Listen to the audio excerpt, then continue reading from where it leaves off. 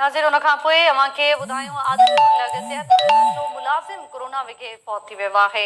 आदिलपुर लॻ सिहत मर्कज़ जो मुलाज़िम कोरोना विघे फौत थी वियो आहे। साले महर सिहत मर्कज़ जो मुलाज़िम मीर हसन महर कुझु ॾींहंनि खां पंहिंजे घर में आइसोलेशन में हो ऐं हू फौत थी वियो आहे। अव्हांखे ॿुधाइनि पिया सिहत मर्कज़ जो मुलाज़िम आहे कोरोना विघे उहो फौत थी वियो आहे।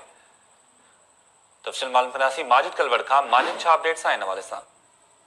ये तो शायद आदिलपुर लोगो बेसिक हेल्थ यूनिट सालामार जो सरकारी मुलाजिम चौकीदार गोट सालामार जो रवासी मीर हसन कोरोना वायरस सबबु लाॾाणो करियो आहे। यादि रहे तो कुछ ॾींहं पहिरियां संदसि रिपोर्ट पॉजिटिव आई, जंहिंखां पोइ उतां जा जेके मुलाज़िमनि उनजी जेको आहे त टेस्टूं कयूं, जेके उतां जेके टेस्टनि खां बाद जेको आहे त ना ई उतां जेको बेसिक हेल्थ सेंटर आहे उनखे सील कयो वियो ऐं ना के उनजी रिपोर्ट हिन वक़्तु अची चुकी आहे।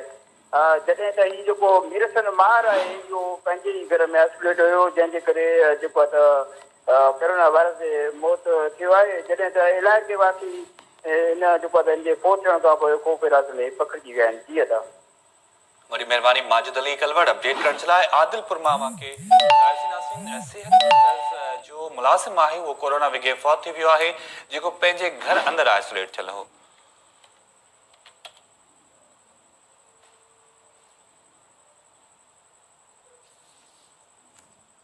नाज़रीन, लाड़काणो मां अव्हांखे अपडेट कंदासीं। मिठाणी पाड़े